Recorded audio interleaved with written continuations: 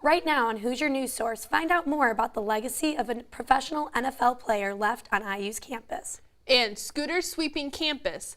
Find out how to ride them without violating city laws. I have when the chilly temperatures will turn even cooler and the possibility of rain for this Saturday's football game. Hoosier News Source starts now.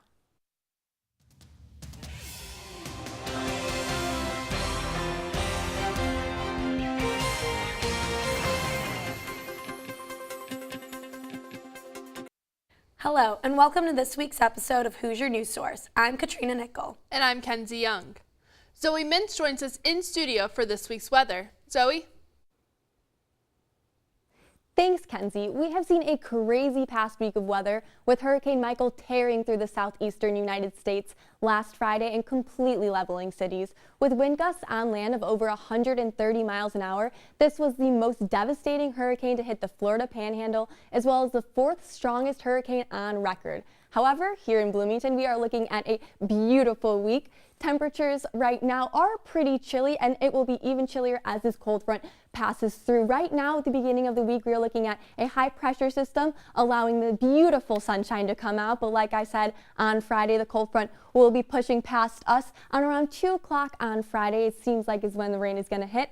It should end at around 8 o'clock, and luckily the rain from the Friday cold front will not stick with us Saturday for the football game against Penn State. It should be a beautiful and sunny day. 10 a.m. when you're all going out tailgating, temperatures should be around 49 degrees and not much of a chance of rain at all.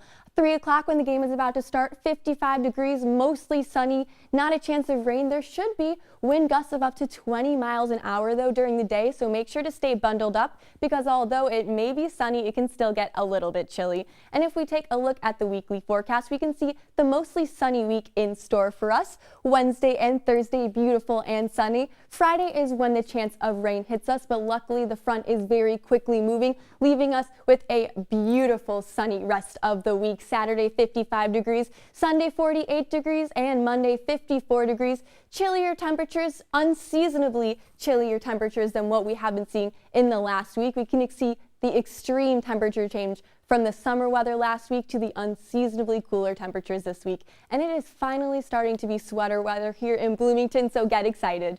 Kenzie, Katrina, back to you. IU football legend George Taliaferro passed away last Monday.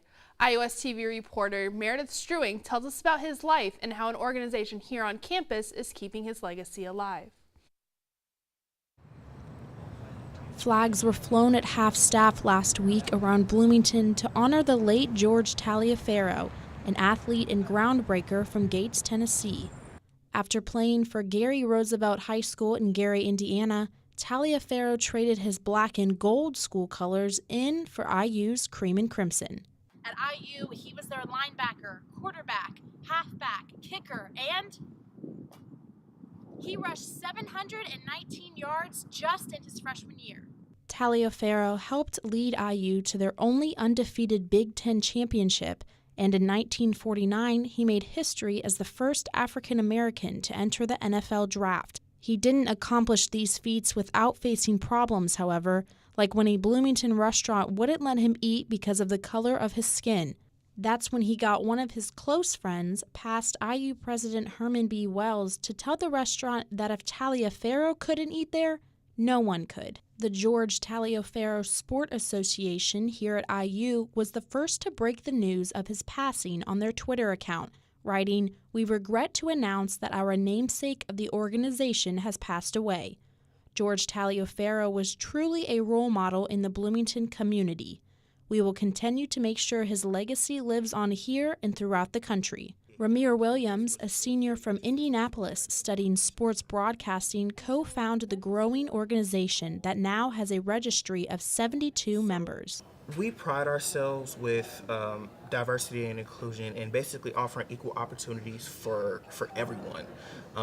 We feel that everyone brings something different to the table. Taliaferro was a key player in the civil rights movement because, as Williams says, it made it to where it seems like anybody can do anything. For Hoosier News Source, I'm Meredith Struing. George Taliaferro Sports Association is working with the city of Bloomington to try and pass a Taliaferro Day to honor both George and his wife Viola, a former Monroe County judge. The mold growing in residence halls on campus has been an ongoing issue, and now this problem has now displaced about 200 students into temporary housing until mold in their rooms has been properly cleaned and removed. It's suspected that these numbers are higher than usual because of the hot and humid weather we've experienced and use of air conditioners creating condensation near windows. We'll have more on this story next week. Former NASA astronaut Mae Jemison will be visiting IU's campus today and tomorrow to headline the statewide IT, the annual tech conference.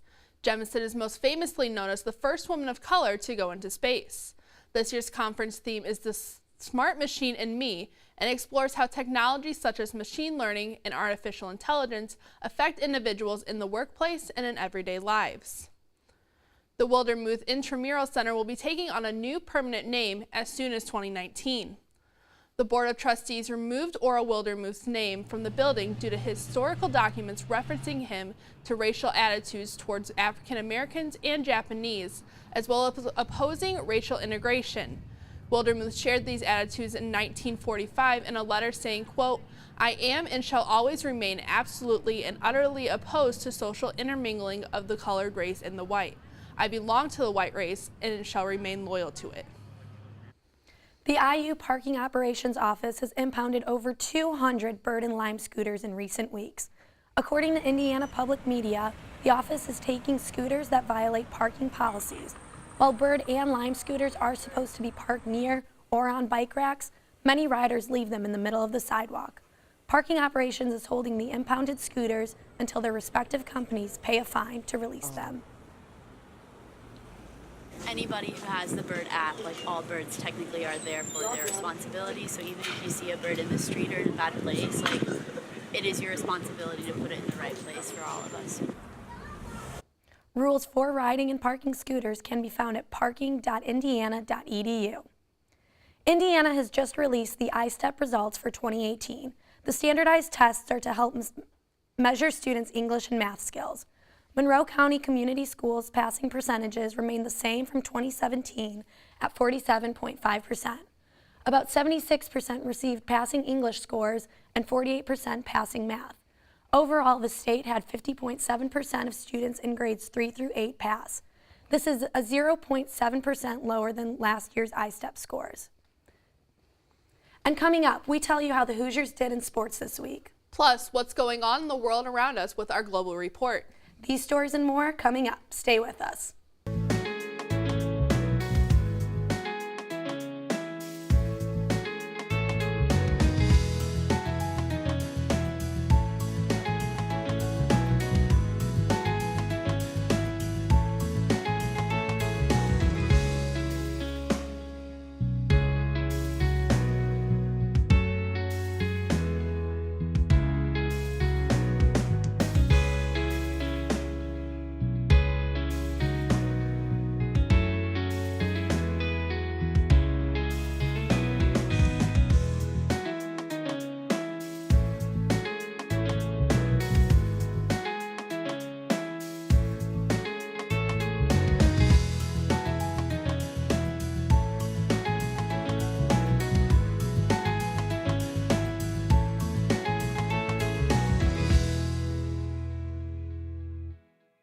Welcome back. Now let's take a look at stories people are talking about around the world.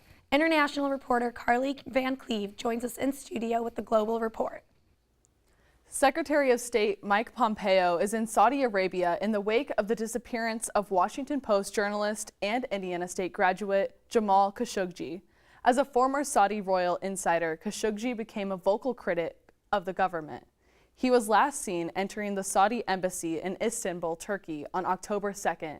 Saudi officials say that the journalist left the consulate on the same day after his visit. But U.S. and Turkish officials are saying otherwise, and that the assumption is he was lured to the embassy to be murdered. Turkish authorities are investigating a group of 15 Saudi men who may be involved with the journalist's disappearance and possible murder. The Turkish official told CNN his body was cut into pieces. President Trump says Saudi Arabia's King Salman denies any involvement in Khashoggi's disappearance. We would be very upset and angry if that were the case. As of this moment, they deny it, and they deny it vehemently. Could it be them? Yes. We're going to get to the bottom of it, and there will be severe punishment. I can tell you with 100% certainty, with almost full unanimity across the board, Republicans and Democrats, there will be a very strong congressional response if, in fact, the Saudis lured him into that consulate, murdered him, cut up his body, and disposed of it. There is going to be a very strong congressional response. Several European nations are also calling for an investigation into Khashoggi's disappearance. We will update you with this story as we learn more. Doctors in Mexico take to the streets to protest against violence this past Sunday. More than 100 doctors in the state of Guerrero, Mexico, marched for Dr. Reina Valenzo Perez. According to authorities, the doctor was shot and killed in Acapulco last week. At least 10 people have been killed in southern France after 3 months of rain fell within 6 hours on Sunday night. That's about 23 feet of rain. Over 700 rescue groups and helicopters have responded, but officials say access to hospitals is limited. President Trump met with Pastor Andrew Brunson at the Oval Office this weekend. Their meeting follows his release from a Turkish prison. Brunson is an evangelical pastor who is accused of helping plot a coup in Turkey back in 2016. For this, he was imprisoned for more than 2 years on a 20-year sentence. His imprisonment has caused major contention between U.S. and Turkey governments. After many hearings and pleas, Brunson finally arrived back in the U.S. after the weekend. We had no deal with Turkey. We don't make any deals for hostages or prisoners.